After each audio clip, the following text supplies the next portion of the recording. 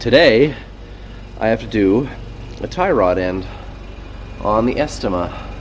Alright, so here's how I do an at-home alignment.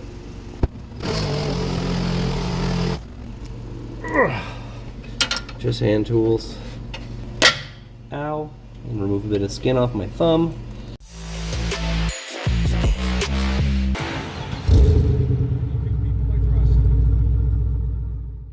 I have to do a tie rod end on the Estima. That's in there. Bel Air there. But yeah, that needs a tie rod end right there. So I got overnight parts from Japan, yo. Genuine Toyota tie rod end. So I'm gonna be swapping this on. First step, jack up the car.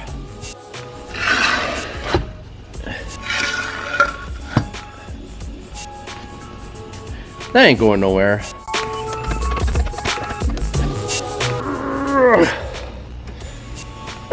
Oh. Hey. A little back up. All right. There we go. Let's take this off.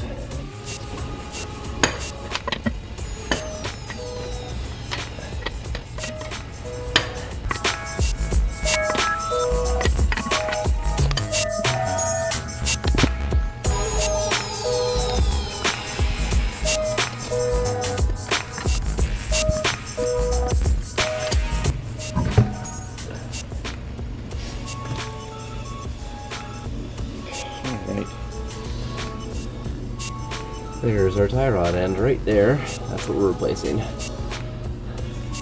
Great lighting. Wow, I'll fix that. That's so the car doesn't fall on me or on the ground if both of those things fail. If you hear me wheezing more than usual, I'm just getting over RSV, which is quite bad this year. But if you've got kids in daycare, you already know that. Oh. Oh good, that looks correct.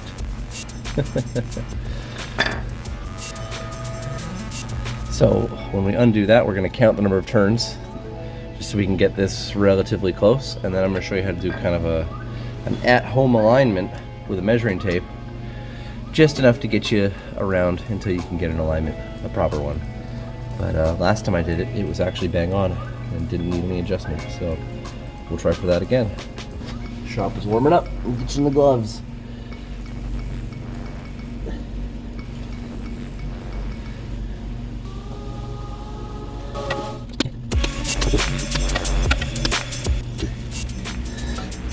Oh. Well, it went somewhere. I don't know where.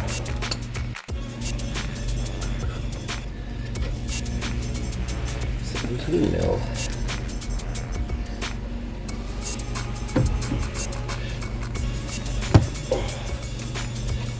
Yeah, not too bad. I'm used to rusty Canadian cars being a lot more seized. This is a little over a year in Canada now. Almost a year and a half, I guess. So it's a little rusty, but you see the salt on everything under here. It's gross. No wonder vehicles don't last in Canada. Oh, you turn it by hand already? That's awesome. Alright, so I got that back on there. I just put the nut back on a little bit. Oh, I do that, my light turns off. That's cool. It's so hard and effective. Yeah. Nice.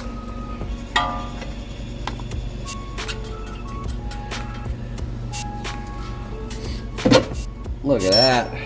That's sweet. Alright, so I'm gonna try and leave this nut on the inner tie rod end so that we don't lose any adjustment and the new one just threads right on there. But we'll see. See if I can even leave that like that. All right, so crack this loose.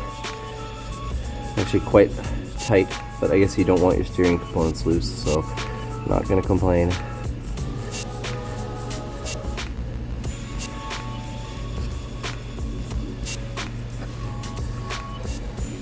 That's it. Now I'm gonna hold this more closely side by side with the new one. And it looks to be pretty damn accurately the same, like within the millimeter. So I think we are happy running with just tightening back into the position this one was in as a start point, and our measurement might be perfect. Just checking the alignment. Put it back in.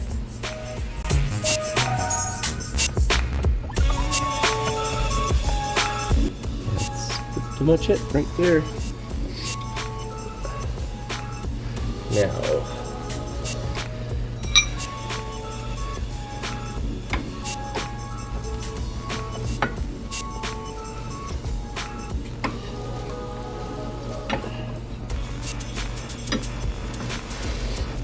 how tight should this be?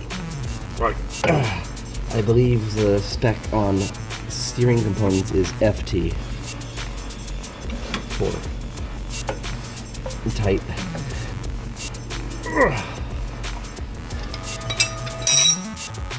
But we may have to adjust that, so and let's not put our light through the suspension. I think my new one came with a new castle nut and new cotter pin too. So, new castle nut. I think it's named quite appropriately for the look of it. And new cotter pin. So, angle of this could be a little better. Oh yeah, the new one's quite stiff. Try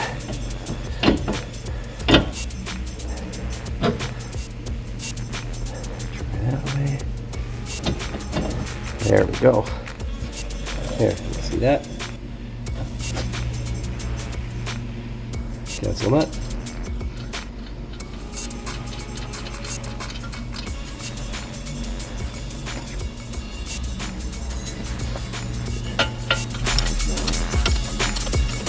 No power tools for this job, just hand tools. And I'm just going to use a measuring tape for the alignment. It's really not that difficult. Typically, your front suspension you want toe in slightly, which means the front of the tires is slightly closer together than the rear of the tires. But if you know some trigonometry, SOHCAHTOA, then you should be able to actually calculate the difference in measurements from front of the tire to back of the tire to get the exact angle that you want. There, that's FT too. And can I fit a cotter pin through it at that angle?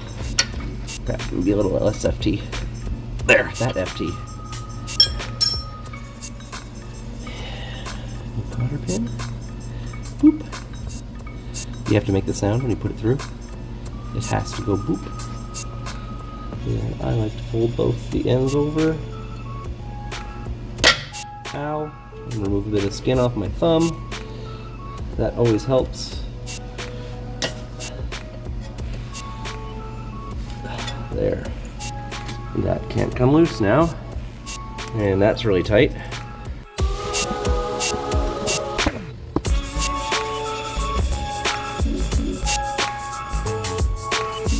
One of the reasons why you torque wheels, and I think the main reason, my understanding of it, is that if you have 4 bolts that are tight and one that's less tight, there's no actual load on that bolt to keep it from getting looser. So you want to just, the goal of torquing your wheels, and the important thing is to have them all equally tight.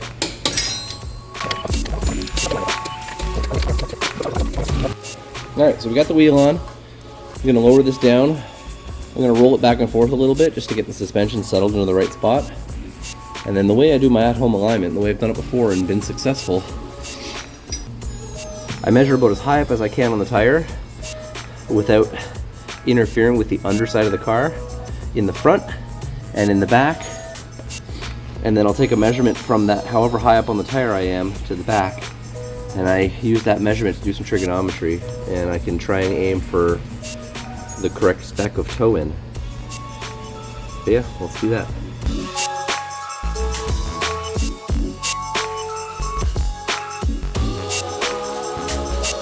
Alright, so here's how I do an at-home alignment using some high school math.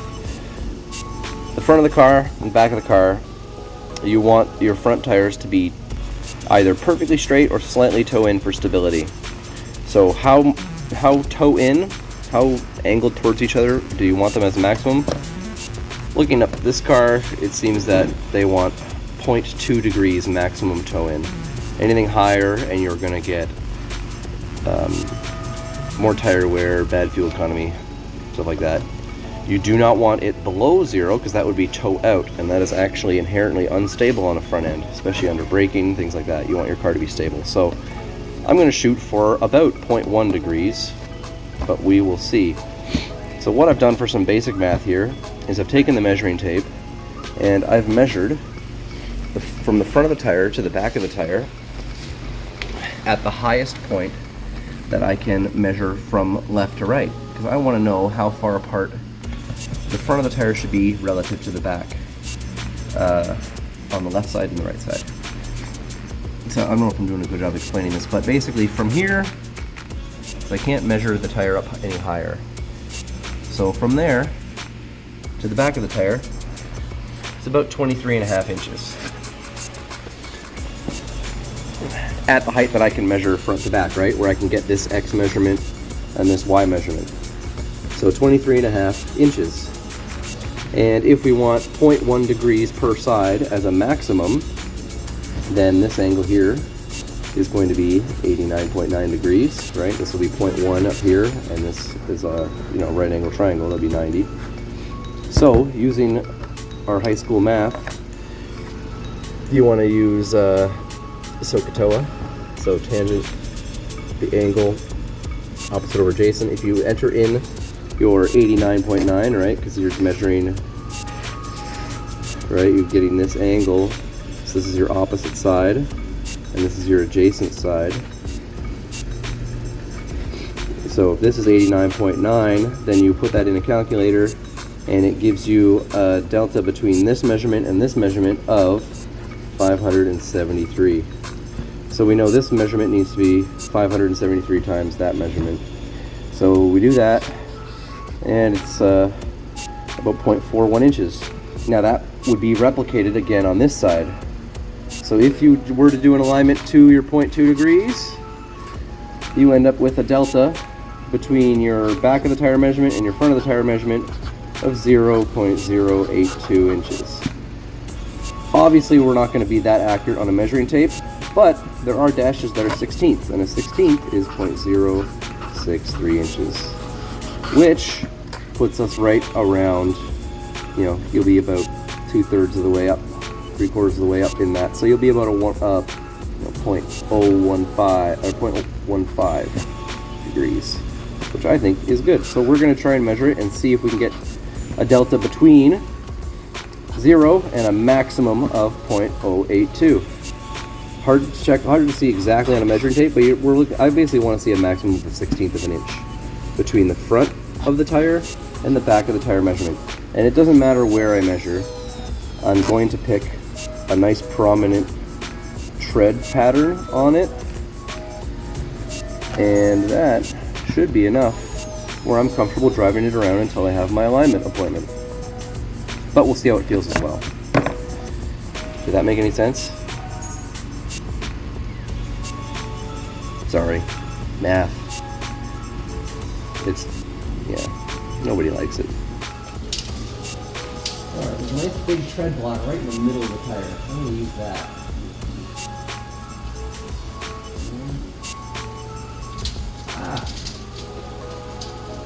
Stay. Alright.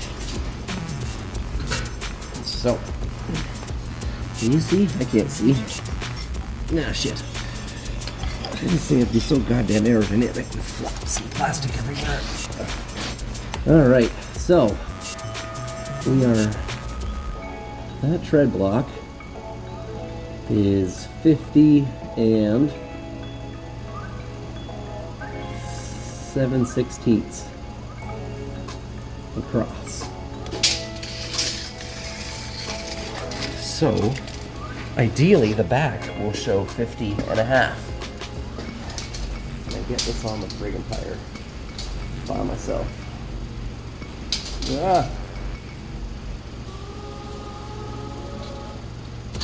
Oh. All right. I'm gonna go use some tape and tape the end of the measuring tape up. Oh, did I say 50? It was 60. Jeez. Or that, or my tires are off by 10 inches. Oh, it works. Oh. Okay, so I had it taped initially too high, and the tape was bending up around the chassis a bit. But if I measure this, it's at 60 and right between 7/16 and a half. So I'm should be right at probably 0.1 degrees. That painter's tape stuck to the tire pretty good. So alignment's done. I don't actually need to adjust anything. That's cool. See how it drives. I just did some I ran some tape here over the tire. I did quite a bit all the way up to the top, just to hold the tape in the tread, the tape measure. But yeah, we got an alignment. And I mean, I figured it'd be pretty good. The alignment was good before, and I put this thing back in exactly the same spot. But it's nice to check it before you drive anywhere and wear out your tires. Although, in this case, I am getting new tires. I wanted to change that tie rod in first and get an alignment first. So, still going to do a proper alignment to check it, and I'll pin the results in the comments when I get that done. But yeah, at-home alignment. Not too bad, right? You can even use the level in your phone to check camber if you really want to get fun. But I didn't touch the control arms at all, so don't have to worry about that. Yeah, thank you for watching. If you haven't already, like, subscribe, do all that stuff. It really helps. I'm still a small channel, almost monetized. I only need 75 subscribers to monetize my channel as it goes, as of right now. So thank you to everyone who was already subscribed. If you managed to watch all the way to this point, I really appreciate you. It's a fun hobby. I enjoy making these videos, and hopefully when the winter's over, I got a bunch planned with a bunch of cool cars. Thank you for watching again. Peace.